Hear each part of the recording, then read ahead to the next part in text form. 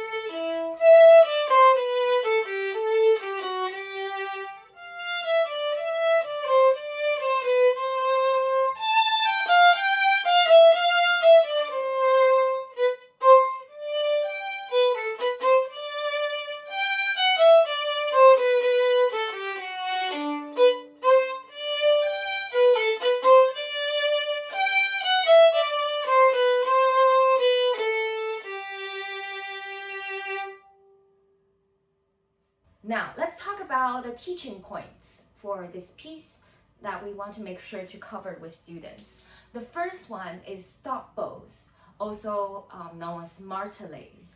It is what we have in the beginning. Okay, so we have two stops and then we have this pattern throughout the piece. To go over with students, I will start with A string, two stops per bow.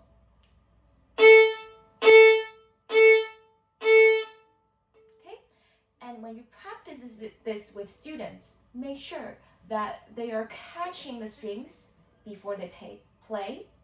So catch, and then pull the string, catch and pull, catch and pull, catch and pull.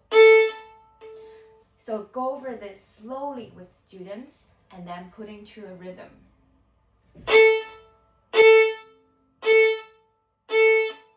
Make sure that they are catching the string between each note, okay? And after that, we can try that on different strings, on the E string, for example. Still the same principle, catching the string before you play. Or on the D string. And then roll to the G string. Wonderful. So after going through all the strings, what you can do is to put that into a little improvisation. So you can start with a pattern. So the pattern can be on the A string. That looks something like this. Okay, so the pattern is down, down, up, up, for the second half of the pattern, you can have the students play on any strings. So it could sound like that. So we start with a basic pattern. And then we can play something else for the second pattern.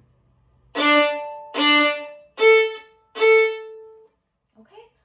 Once the pattern, improv, once student gets a hang of it, you can start looping this sequence and play with the students. So 1, 2, 3, 4.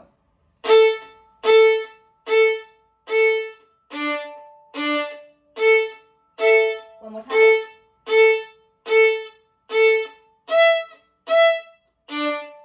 One more time.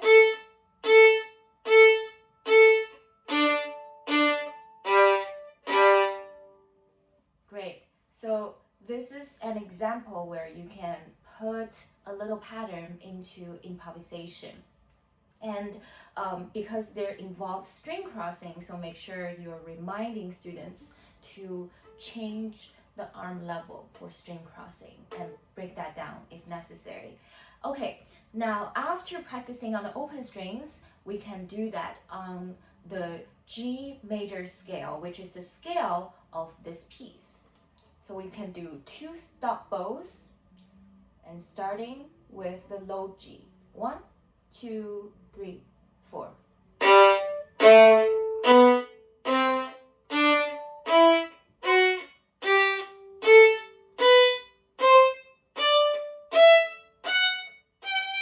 And then coming down.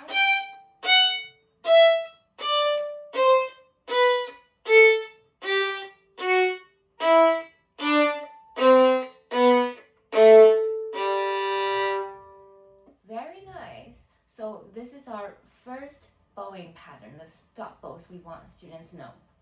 The second one goes like this.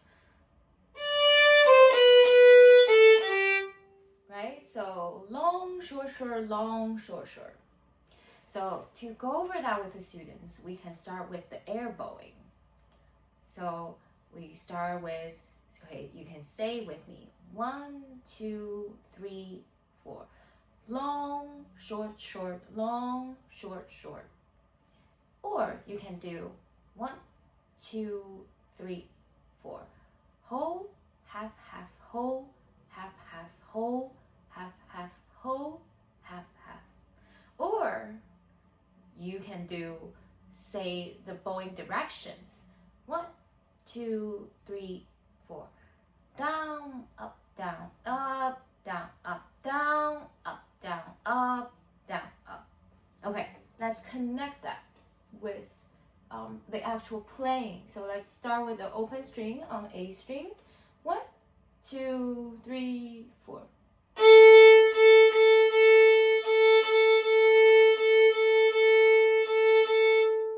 Okay, that's wonderful. Now we can also do a scale with this pattern. So 1, 2, to start with G.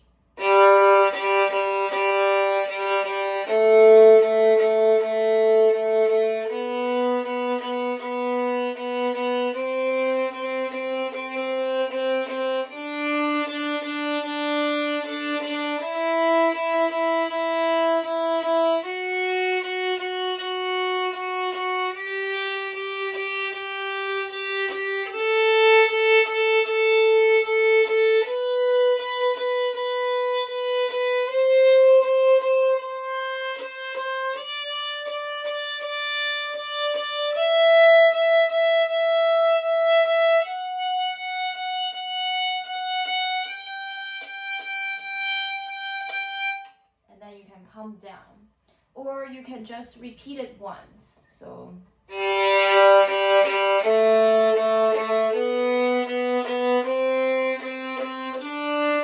and so forth, depending on how students are familiar with this scale. Okay, so connecting with the actual music, we can see from measure 2 to 3, for example, for this pattern, we have a little bit of the accent at the beginning of the quarter notes. So still, you can start with the most basic opens A string, and then for the accent, we will just catch and then fast bow. So 1, 2, 3, 4. Just this much. Have students really do the accent. 1, 2, 3, 4. Okay, and then now let's try up for the accent. 1, 2, 3, 4. And then one more time. So catching the strings and then fast bow. 1, 2, 3, 4. Okay, very nice. And then we can put that back into the original pattern with the accent on the quarter notes. 1, 2, 3, 4.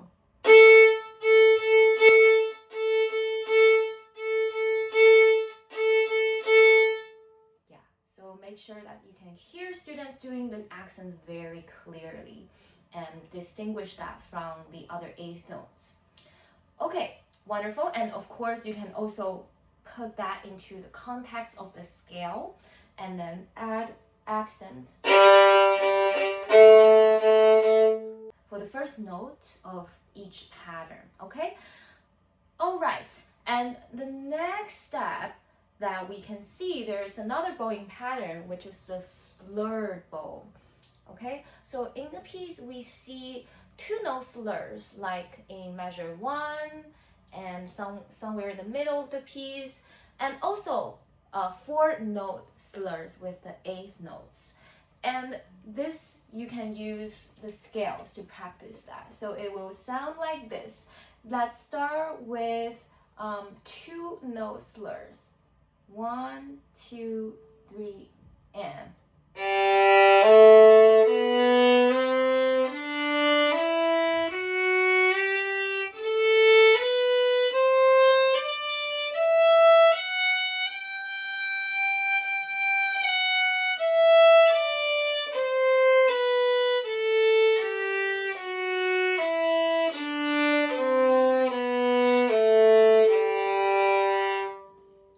And then the 4-note slur.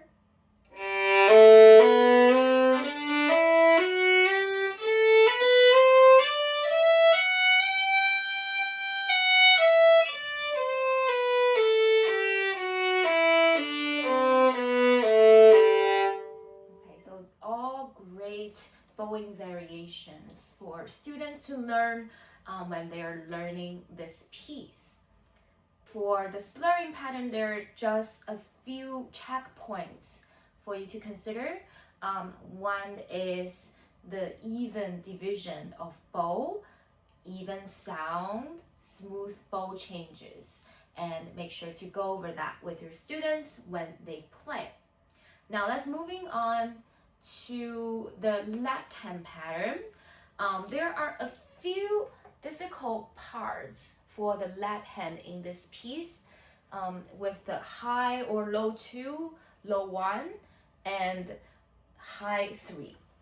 So we can isolate a few notes with the accidentals. So those are the most obvious ones, the most obvious notes that student may not have a lot of experience with in the past.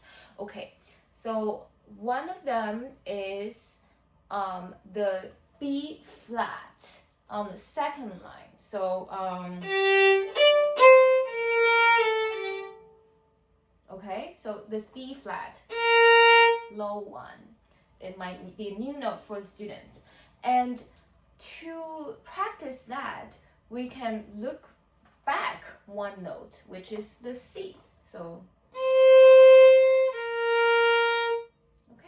and now we can start create some patterns with these 2 notes just to get more comfortable changing in between them.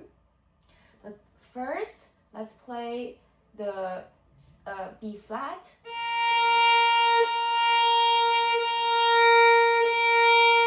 Okay, and then let's add the C.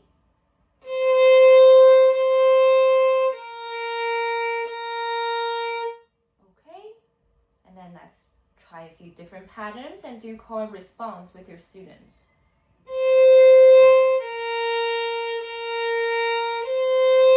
Then the students will repeat back to you, or we can try.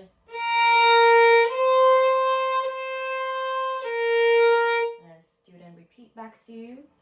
Or the next step can be the students create a pattern and then you repeat back.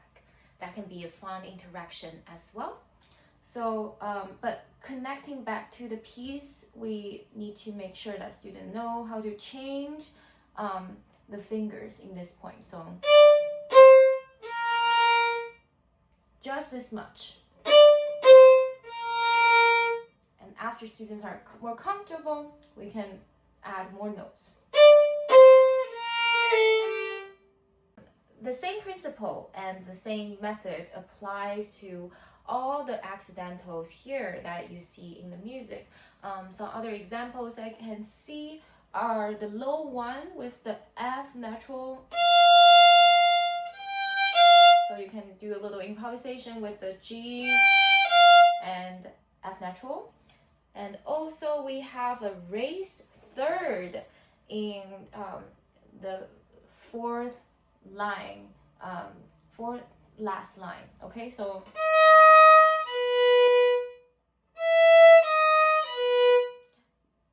this D sharp. So we can also introduce that with a little bit of improvisation. And also the low D sharp. Okay.